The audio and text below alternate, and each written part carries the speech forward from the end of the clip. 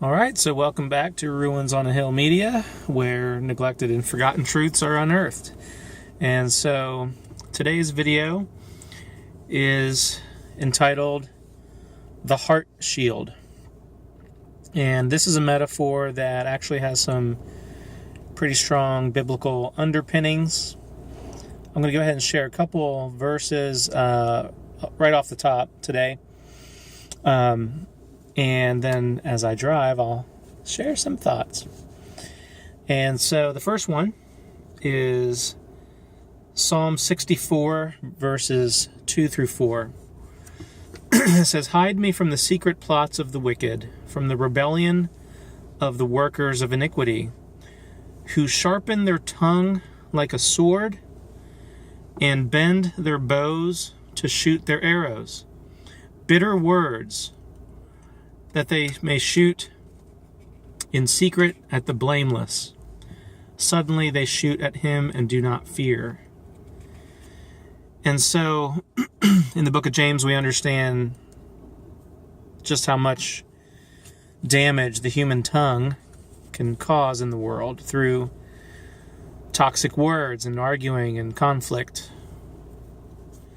And this reinforces that with the imagery of sharpening their tongue like a sword, and they bend their bows to shoot their arrows, which are bitter words. So we're going to talk some more about that. And then 2 Corinthians chapter 10, verses 4 and 5.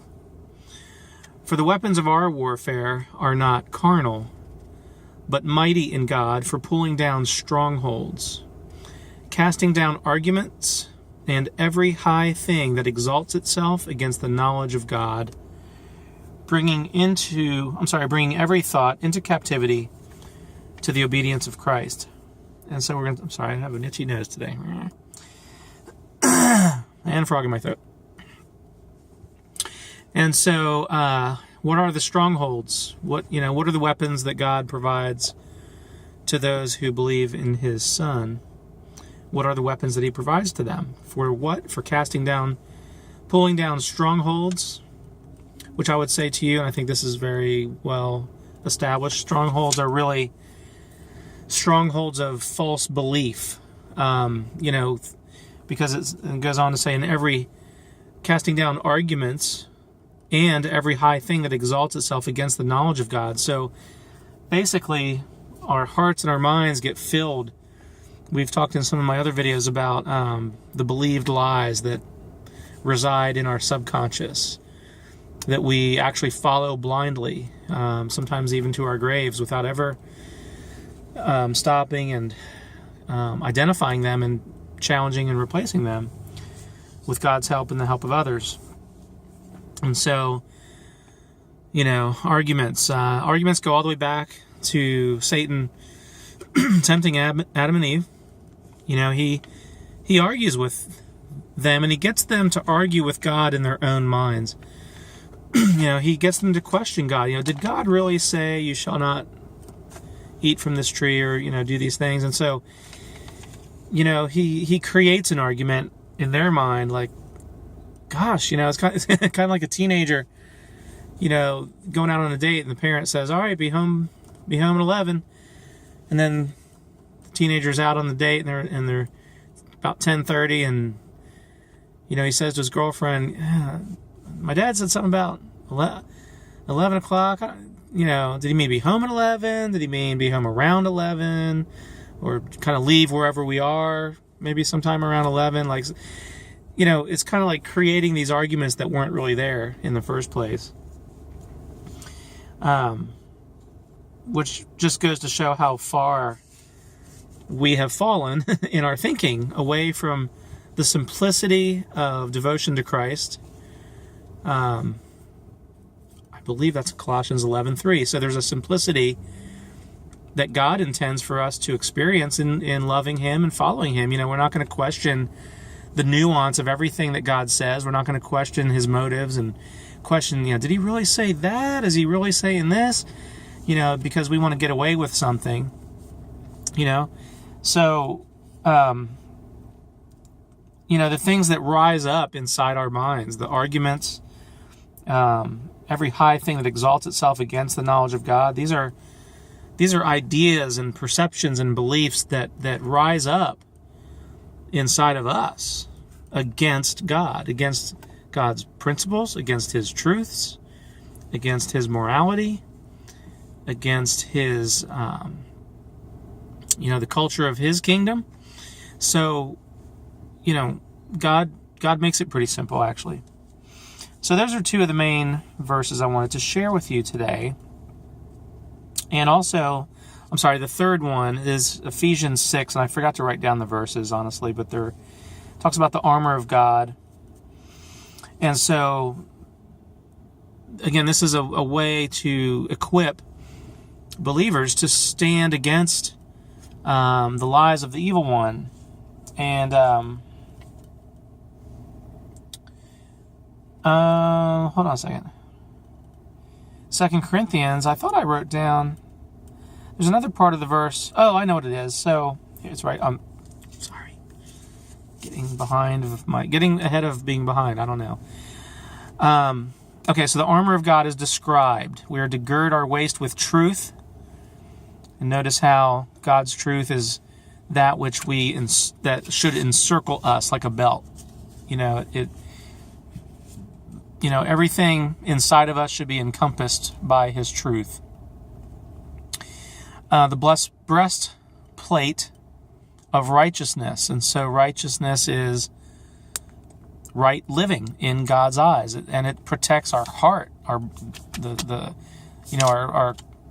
vital organs in our heart and our chest area. It's a breastplate, and so righteousness. In Proverbs, it talks about how God's word brings healing to our bones. And so we want to be mindful of the fact that righteous living is not about acting like we're better than other people. It's not about acting prideful or arrogant or superior. Righteousness is actually rooted in humility, and the humility of choosing God's path, His way of living, over what my emotions are driving me to do. What my impulses and the traditions and all the things that aren't of God. Again, those things that rise up against the knowledge of God. So we want to. It's a daily choice to choose certain actions that honor God over actions that dishonor God. All right, and then we are to shod our feet with the gospel of peace, and so we are to bring a message of peace and hope that is rooted in the love of God, but also the fear of hell. People need to know that the gospel of peace means that we experience peace with God when we are forgiven for our sins, because those sins stand in the way. Those sins block us from being able to come into the presence of a holy God. And so the message, we think about armoring our feet.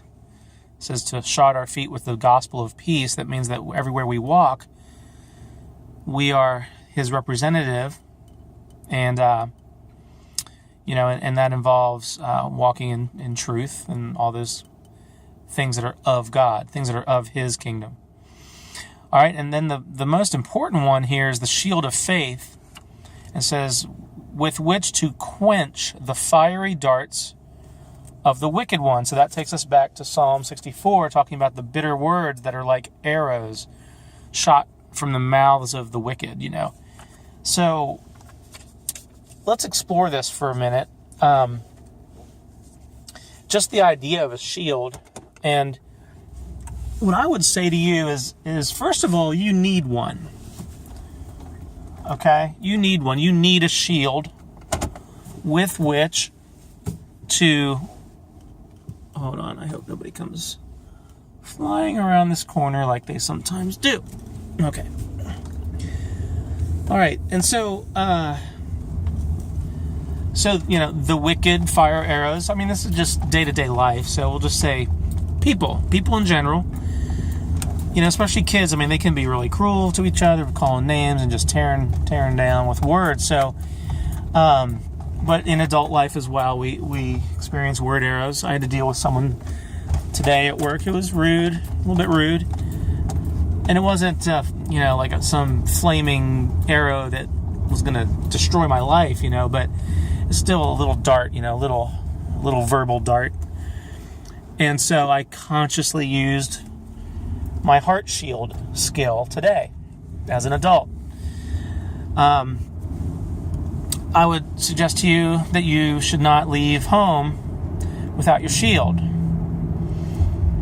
Right? So think about a knight back in the Middle Ages. They had their plate armor, the thick armor over top of chainmail, over top of leather, over top of a cotton tunic. So they were pretty well armored, but an arrow could pierce right through all that because the force hitting that tiny little spot at the tip of the arrow could just penetrate right through all that steel and leather and kill that knight with one shot to the heart or whatever.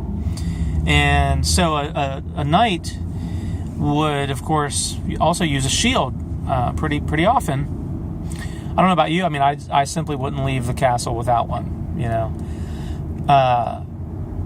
and yet that's what we do a lot of times until we come to a place where we realize that we are, one, allowed to have a shield, and two, we're supposed to use it. As adults, we often walk around. It's as if we have all these invisible arrows that have pierced us. And if someone could look at us with spiritual eyes, they would just see all these black arrows sticking right out of our heart. And the effect of that is Satan's desire, the enemy, the fallen angel who is the enemy of all mankind. He wants us to be pierced in our emotional heart, our spiritual heart, to kill us. I mean, his goal is to destroy, to rob, kill, and destroy. And he knows that if he can pierce our emotional heart with all kinds of toxic lies and half-truths about us and about God, then we're defeated. We'll be physically alive, but we're dead men walking because we can't function. We can't possibly be. We can't possibly be that messenger of the gospel of peace because we're so wounded and crippled by all these emotional wounds, all these emotional darts that have pierced us. And so, in working with people, I've discovered that, little children are almost never taught how, or first of all, they're not given permission. First of all, they're not told about the shield. Secondly, they're not given permission to use a shield, especially with adults, and there's some validity to that, but there's a lot of things that children should be equipped to do so they can grow up to be healthy. And so, little kids typically are just sitting ducks. They're just victims of toxic word arrows that are fired at them, whether it's from adults, family members, neighborhood kids, whoever, teachers, and especially now with, as we all know, with social media, things are really bad. Things are really bad for a lot of kids now. The cyberbullying is that's what it is. It's dart after dart, arrow after arrow after arrow. And we see kids, some kids end up committing suicide because their heart has been so pierced with so many arrows that they believe the lie that they would be better off dead.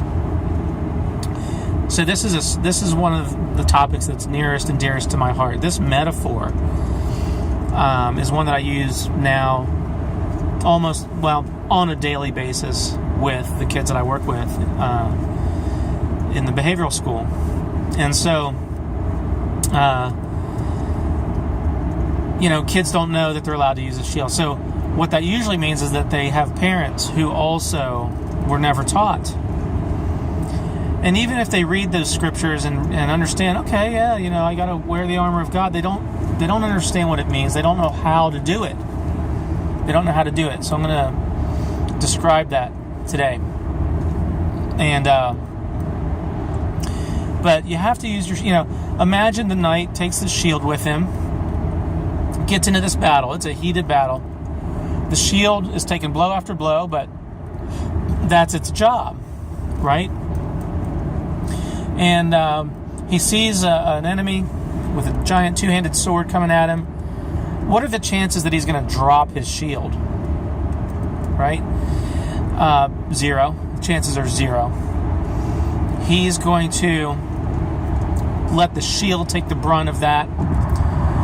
But, in day-to-day life, I've noticed with people, even people who use an emotional heart shield, there's so many times where even people who are, decently good at it, I've noticed that they'll use the shield for so long, they'll use the shield, but then they've had enough, and it's like, now I'm dropping my shield and I'm coming at you. I'm going to now fire my word arrows back at you, but that's such a big mistake, because one of the things we're going to talk about in how to use the shield is to use only the shield and not fire word arrows back. Just the importance of that, because it doesn't help anything. So, by the way, when you are using a shield, thinking about the knight in battle, my question is, are you going to feel the enemy's weapons and arrows hitting the outside of your shield? The obvious answer is yes. Of course you are. You're going to feel it. It's going to actually send a shockwave through your arm. You're going to feel that jolt, right? But how much better is that than not using a shield at all and those weapons piercing right through your breastplate, right through your chainmail, right through your leather armor underneath all that, and piercing your heart? I'd rather have a broken arm and a battered shield than a pierced heart. You're going to feel the emotional impact of other people's toxic word arrows. Don't expect to not feel it. The fact is, when those words hit your eardrums and your brain immediately interprets them, the emotional reaction inside, of course, is pretty much automatic. I don't think we have too much choice in feeling something. Now, the good news is that the better you get at using the heart shield skill, the less you will feel the impact of other people's toxic words, or toxic looks, toxic body language, whatever it is that's coming at you. You're going to get better and better at minimizing the intensity of your own emotional reaction to them. It does get better with use. Initially, you may feel like immediately you're thrown into the same level of hurt and anger and embarrassment, or whatever the feelings are, and you're thinking, and it's like you're thinking, I didn't even use a shield just now. I'm feeling all of it, But there's still hope, because even in that moment, there's still some things you can do to not let those arrows pierce your emotional heart. Okay? So, we're going to pause here for a second, because I need to look at what's going on up here.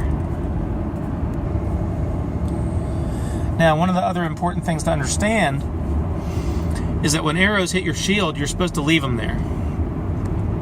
I've worked with a lot of people where they are practicing using the shield, for the first time, and somebody says something, and part of using the skill is to, in your mind, picture yourself using a shield. Picture yourself holding a shield up, and those words are like an arrow hitting your shield, and you're picturing it in your mind, because what that does is it starts to strengthen you to not react, but to just let it hit the shield. Boom, boom, just let it hit. All right, but then a common mistake is that people will let some word arrows hit their shield, and it's almost like they can't help it. They have to, once the arrows stop coming, they turn their shield around and they pull the arrows off, and it's almost like they have to look at the arrow and like, okay,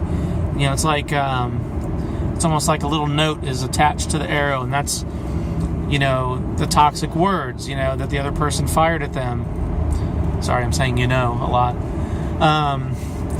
And then they start to dwell on those words, like I can't believe they said that. What right do they have to say that to me or at me or whatever? Who do they think they are? And they think they're so much better.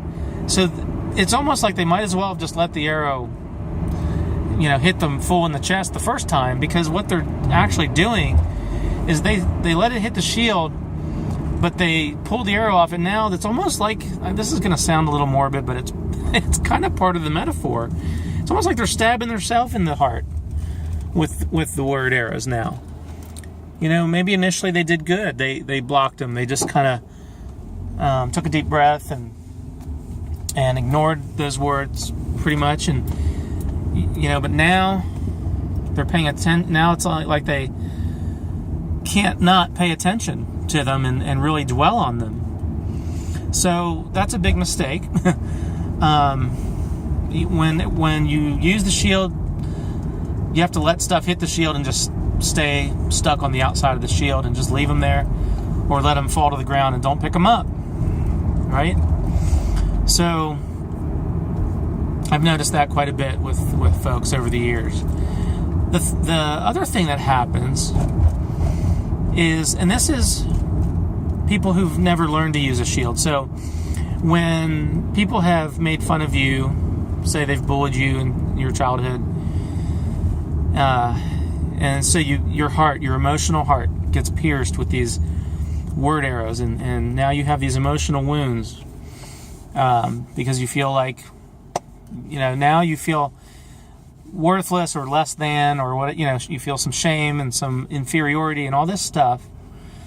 In fact, I worked with a lady quite a few years ago, and she talked about this one word arrow fired at her by her older sister when she was like 5 or 6 years old, or pretty young. And I asked her about it, and she said, yeah, she sat down next to me one day, and just out of the blue, she just said to me, none of your friends really like you, And that word arrow pierced her. She was just a little girl, and she looked up to her older sister.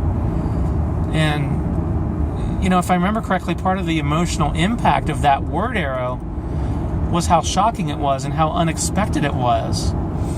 And it just pierced her and wounded her.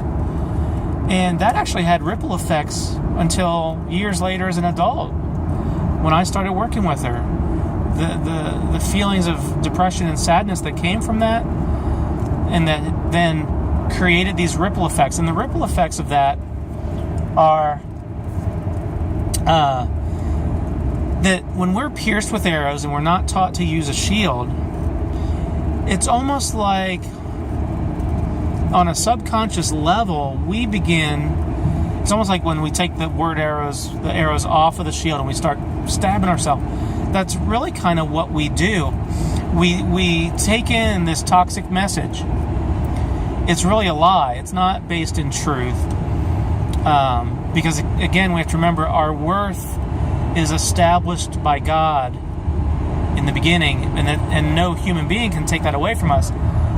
But they can convince us that it's been taken away through the use of these word arrows.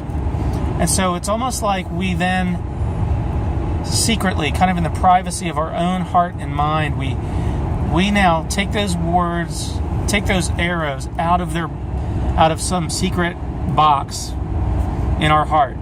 We take them out. Nobody can see us doing it, and we just re-stab ourselves again and again with these toxic messages. It's like we just repeat the lie to ourselves now, It doesn't even require anyone else to do it anymore.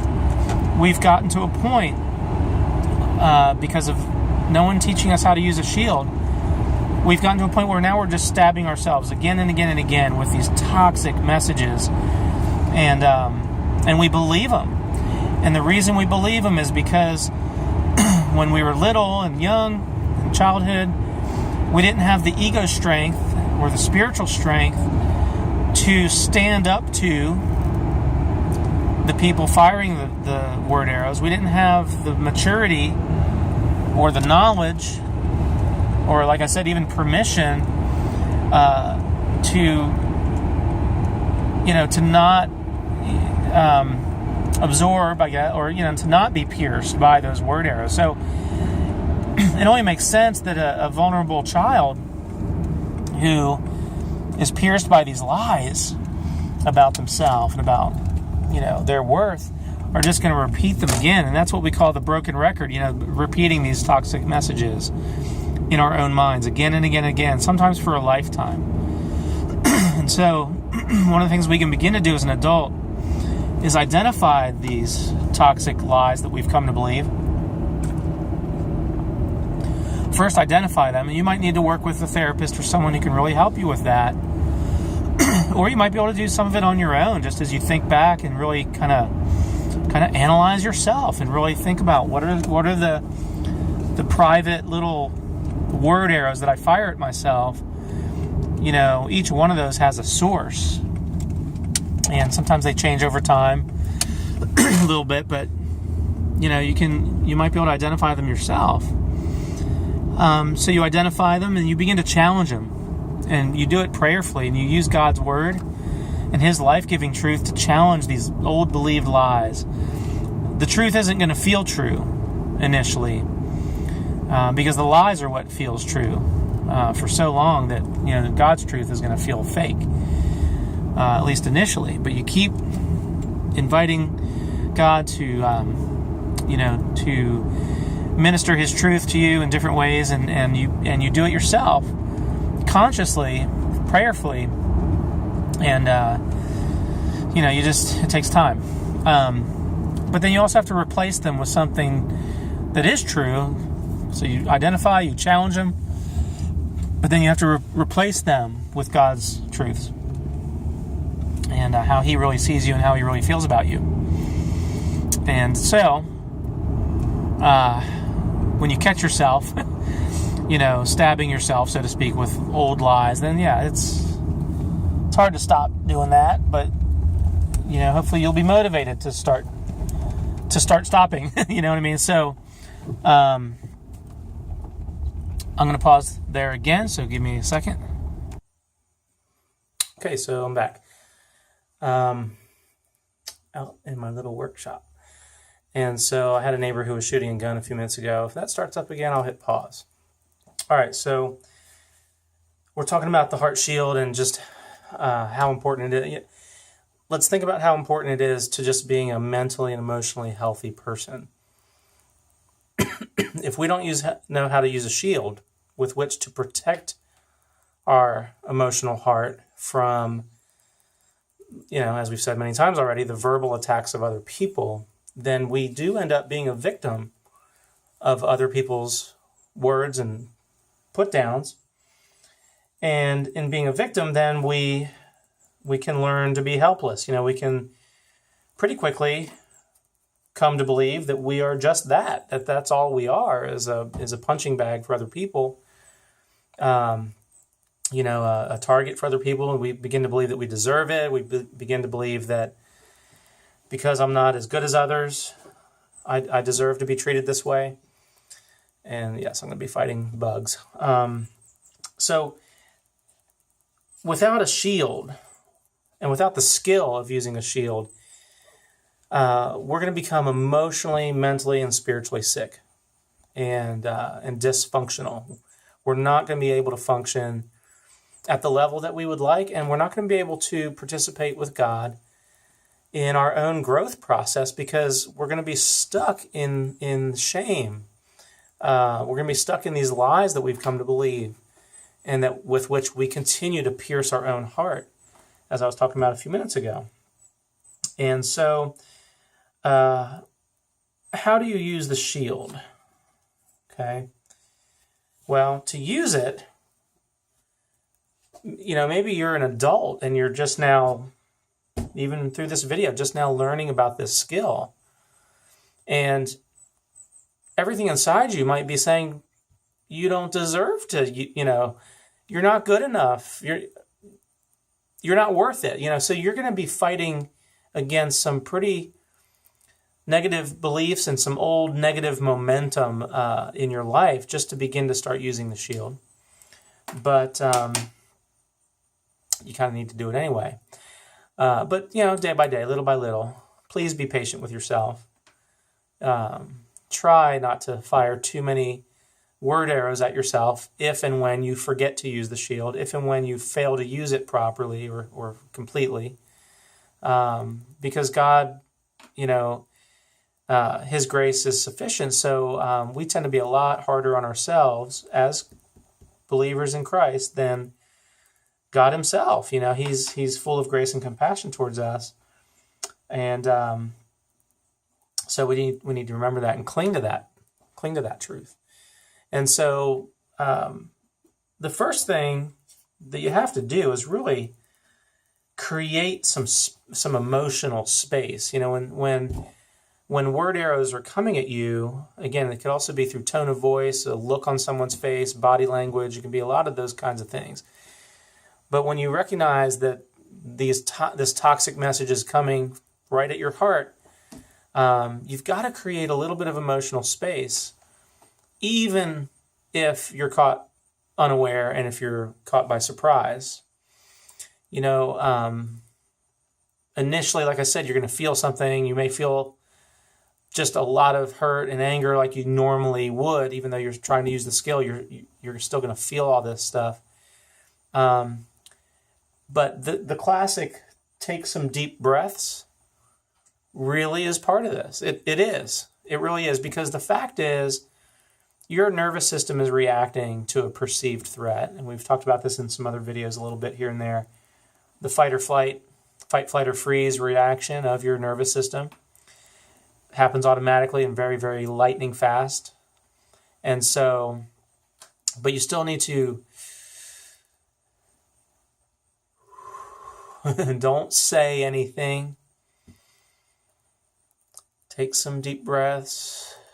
If you need to buy some time, if somebody's coming at you with word arrows and you're just trying to get your thoughts together, but they keep coming at you with word arrows, tell them you need to run to the bathroom. Something like that, just to buy yourself some time and some space. Slow your breathing down. Don't let the adrenaline just start to run away with you, because it will. And it'll brain, when the adrenaline kicks in, then more blood is pumped to your major muscle groups because it's preparing you to fight or flee, which means you don't get quite as much blood to your frontal cortex in your brain. But you've got to be able to slow your breathing down, slow your adrenaline down so that you can think and talk yourself through it. A few years ago, we were with some friends on a little hike through on a trail at a local park, and at the time, their little boy was, I want to say he was like 4. He was pretty little, not 2, but not 7, and so I was right behind him, and it was a little bit rainy out, a little bit drizzly, and the trail was not perfectly clear. Like there were some trees that you had to kind of jump over a little bit and some fallen trees and stuff. So I remember just listening to this little boy, and he, little kids will talk out loud a lot. And so he was talking out loud. He was talking himself through it. It was so cute. And he'd say like, watch out for that sticker bush right there. And he'd move around kind of out of the way, or, and he'd get to a log and he'd say, okay, I got to jump up on this thing, and he'd get up on it and say, okay, don't slip off, and things like that. And it just struck me immediately, like this is the heart shield skill. We have to talk ourselves through it. And you can do it out loud if you need to. I don't care. Doesn't mean you're crazy. You've got to talk yourself through it. All right? And that's what we call self-talk. Okay? And that can look like this, saying to yourself in your mind, first of all, picture yourself using a shield. The word arrows are coming at you. Maybe the first one or two of them already hit you emotionally, but picture them hitting your shield, not you. Picture them hitting your shield. You can jazz up the image a little bit. You can make it like this supercharged, sci-fi magical shield with this force field just, glowing all around it. Make it strong, right, in your mind's eye. And you can say to yourself, you can acknowledge the truth of how you feel. I can't believe they just said that to me. Oh my gosh, that really hurts. Like acknowledge the truth of how it made you feel to hear these words, or to see that look, or to see that body language coming at you. But then say to yourself, and there's a 3-letter word. It's the word but. This word is vital for your mental, emotional, and spiritual health. Because if all you do is acknowledge the feelings and acknowledge what they said and acknowledge, even if you acknowledge the lie contained in their words, if that's all you do, then you're stuck. You're still going to be stuck in this really negative place. You have to say, yes, that's what's happening. Yes, that hurts. Yes, that really stinks. But I'm okay in God's eyes right now. I'm in Christ, or even just, I'm okay because what they're saying isn't true. And even if what they're saying is true and I've made a mistake and I've done something wrong, the fact is that doesn't make me a worthless human being. The fact is I can learn from my mistakes. It's like, here's what's happening, but, fill in the blank. For me, the one that I like to use is, I don't like what they're saying right now. I hate it, in fact, but I can't control them. And I'm going to use my shield. So I talk myself through I'm going to use my shield. I'm going to block those words right now. I literally say that to myself in my mind. I'm going to block what they're saying right now. I'm not going to pay attention to what they're saying because they're not interested in any conversation. It's not going to help me to hear what they're saying right now because there's nothing good in it. It's just toxic. I don't want to take that poison into my heart. I don't want to take that I don't want my heart to get pierced. I'm not going to let my heart get pierced. Yeah, I feel it. Remember we talked a minute ago. You're going to feel the impact on some emotional level, but you're not letting it pierce you completely. Okay? And so on the inside of the shield, believe it or not, there's actually a use for the inside of the shield. So when you're holding a shield, you're letting stuff hit the outside. But on the inside surface, and this is part of the metaphor, are things that are true about you and your worth as a human being that are God-given and that no one can take away from you unless you let them. Okay? Unless you just give yourself over to the lies that are coming at you. Now, again, you may have given yourself over to some lies from childhood because you weren't taught how to use a shield. You weren't given permission. You weren't mature enough. You didn't have the awareness to know what to do. You just got pierced again and again. So maybe some of those lies are things that still come up. But on the inside of the shield should be the truths. And this is where you can just write down in your own private journal, maybe somewhere in your Bible, just write down those God-given truths about your worth as a human being. And again, I always come back to, first of all, you're created in His image. Secondly, He sent His Son to die for you. And so those are the two foundations. You don't need anything more than that. Truly. You can add to it, though, things that you like about yourself that are true about you. Things that are part of maybe who you're wired to be that are good. Maybe you're a good friend. Maybe you're a patient person. Maybe you're a problem solver. Maybe, whatever it is. So make your list. Start with what God says about you, those two things, and then add your own personal list. That's okay. You can do that. You may not be perfect in those areas, but they're true about you. And this person who's firing word arrows, firing at your heart, boom, boom, ultimately those word arrows can't change the truth unless you let them. Okay? So I want to draw a little picture for you. So that's the inside of the shield. So when the arrows are hitting the outside, you should be looking at the truth in your heart, in your mind, talking yourself through it. It's like the little boy on the path, he was protecting himself from harm, actually, with his words. He was coping with the dangers of the wet trail that day by, he was talking himself through it in a way that was self-protective in an appropriate way. So that's part of the metaphor. Now I want to draw a little picture for you. And I'm going to look through some material I have here. I found the one thing. So okay. There's a couple spots here. Let me see if I missed anything, because here's an image in this little book that I wrote some of this stuff down. So again, the arrows are the emotionally charged negative words and messages, lies that are fired at you. And I mentioned this already, but it's worth repeating. A shield has to be picked up and used in order to be effective. It doesn't do any good if you don't pick it up. It doesn't do any good if you don't actually use it, hold it up and use it.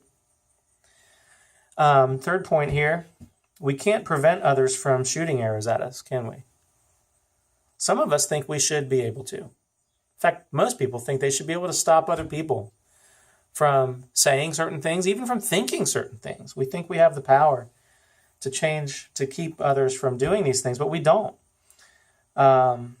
We can choose not to expose ourselves as much to the word arrows of others, but sometimes we're going to be around people who surprise us with their word arrows. Okay? We can choose not to associate with people who tend to fire arrows at us. And that's more possible for adults than for children. Sometimes, most of the time, children don't have much of a choice about who they're around. So they have to, it's even more important to teach kids to use this skill, because more often they're going to be with people who they can't just remove themselves from. All right. I think I covered this part already.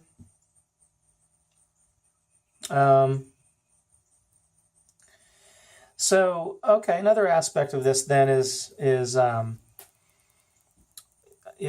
also use God's word. So using memorized scripture verses in response to word arrows coming at you. So again, just find some good verses. The book of Psalms is full of good stuff. You can memorize just one or two verses even. Just repeat them in your mind. And, one of them could be, forget exactly where it is, but no weapon formed against me shall prosper. And, it's just, again, it's a verse that packs a lot of power in it, because it's the power of God's truth to shield your heart from the lies of the enemy that are fired at you through faulty, sinful human beings, right? So please do not be afraid to pick a couple verses that you're going to memorize and use them. Okay. I want to mention, too, we talked about when children especially are pierced again and again and again, and we wonder why children maybe are acting up, or maybe they just seem dysregulated and on edge and hyper and jumpy. Could be because of the emotional pain that they're carrying around all the time. And I drew this little picture of a guy with some arrows,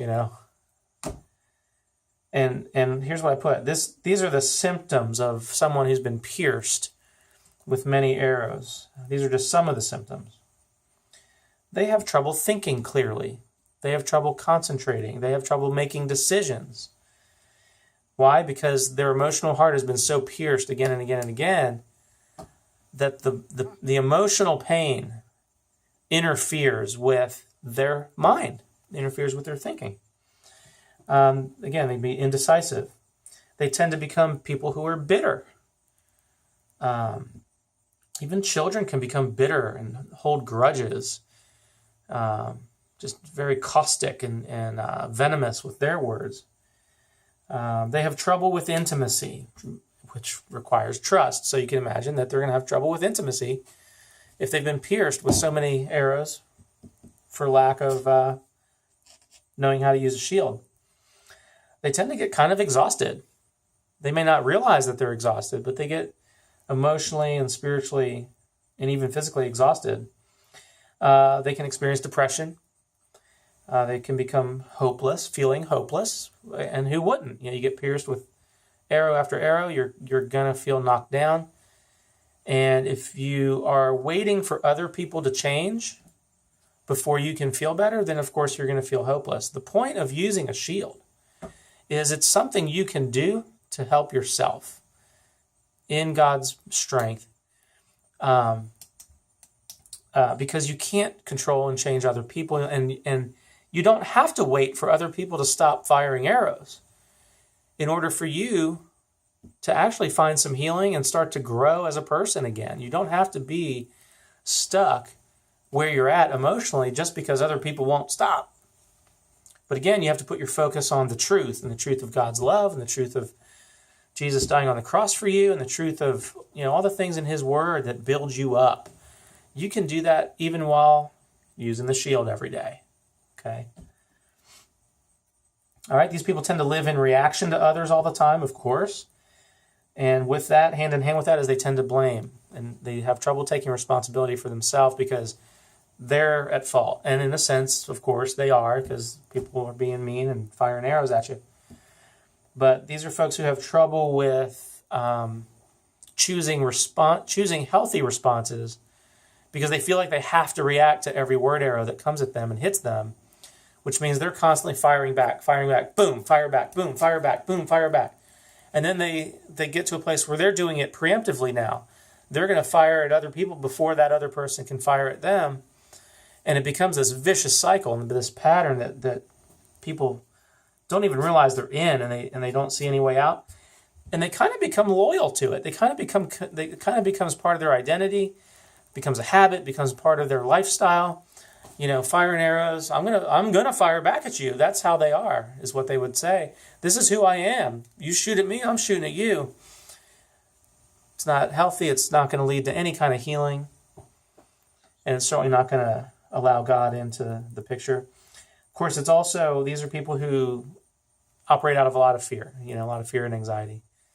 And so that's understandable. And then the last one is they tend to self-medicate. You got so much emotional pain, boom, boom, boom, for years. These are people who, they don't know how to fix that, and they haven't learned how to bring their wounds to the Lord for healing. So they tend to self-medicate with anything and everything, of course. It can be anything on the list of human pleasures and activities. Right? So that's my little short summary of what people look like emotionally and spiritually who've been pierced again and again. I want to mention also what I call shield errors. And, the first one that I mentioned is you're letting stuff hit your shield, but then putting your shield down and taking the arrows out and looking at them and then obsessing about what the toxic words were. So that's one of them. The first one I wrote down is using the shield as a weapon. That's an error. Actually, I'm going to stand my little book up here. It's an error just because that's not what it's meant for. And if you're still in reaction mode with others, then you're never going to break out of the pattern. You're never going to heal. You've got to not use the shield as a weapon. You've got to use the shield as a shield. The second shield error is when we use the shield. So maybe we start using the shield to block toxic messages, but then we still use the shield to block healthy messages, things that we need to hear, things that we actually need to open our ears up to, even if it's hard. And so sometimes we just use the shield for that reason, and it keeps us from getting vital feedback from others who care about us and who can shed some light on things and who have some wisdom to share with us. The third error is one I've mentioned already. The third shield error is just forgetting to use it or just choosing not to, even though it's strapped to our horse, so to speak. And then the fourth one, there it is. Fourth one, we pull the arrows out and we look at them when we should just let them stay on the shield. And the fifth one, didn't write it down, I mentioned already, is we pull the arrows off. We not only look at them and obsess, but then we use them to hurt ourselves emotionally. Okay, so I'm going to draw another picture for you. And I'm going to flip back. Hold on, 62. I've got even more stuff here. Hold on. Hang in there. Hope this is worth waiting for, because I love this stuff, obviously. Okay, no, I'm good. All right, so draw a little picture for you. And there's just some cheap little paper I got here, but this is a heart, okay? So when we get pierced with a word arrow, I'm going to draw it this way. It creates an emotional wound. So I'm going to draw the arrow sticking out of our emotional heart here, okay? The black spot represents the emotional wound, the hurt. Now, again, the reason the hurt is there is because we have almost automatically come to believe the toxic message or the believed lie. So, someone calls you an idiot. The reason you feel emotional pain is because somewhere deep down you feel rejected, you feel maybe worthy of rejection, you feel like maybe that person has disappointed you, so you believe that your life is now going to be ruined or something because maybe you've lost that friendship. That's a believed lie. Your life isn't over because of that. But the pain, the emotional wound is there because we believe the toxic message on some level. You wouldn't have the pain if you were naturally blocking it, not even feeling it. Like someone calls you an idiot and you're like, whatever, I'm not an idiot. I mean, you know what I mean? So the reason we feel pain is, I guess I'll say it again, because we believe the lie. Now, what happens is, especially in childhood, is we don't know how to resolve that pain. Plus, we mislabel the problem. We believe the problem is the other person, or we believe the problem is ourself, instead of understanding that the problem is the toxic message that we just absorbed into our heart, mind, and soul through this word arrow. I would encourage you to listen to my video having to do with the treasure map. It says your thoughts and feelings are like a treasure map. So what happens is when we don't know how to resolve it, we build a wall, an emotional wall around it. And that's what we call self-protection, and that's what we call denial. Problem is, the pain from that doesn't go away. We think we've blocked it out, but it doesn't go away. All right? So I'm going to wrap this up here in a minute. And all these little lines represent what I call the aroma coming from the wound. The aroma is things like irritability, being sarcastic, holding grudges, judging others harshly, rejecting others over the least little offense, low self-esteem, of course, bullying others, intimidating others, threatening others, engaging in all kinds of controlling behaviors. All these things are what I call the aroma coming from that unresolved emotional wound and that believed lie. Other things like false pride, when really inside we feel shame because we believed the lie about ourselves. All kinds of addictions are part of this aroma coming from the wound, coming from the black spot on the heart, so to speak. Again, trouble thinking, concentrating, trouble with making decisions. We lack direction. We lack purpose. We lack meaning in our lives.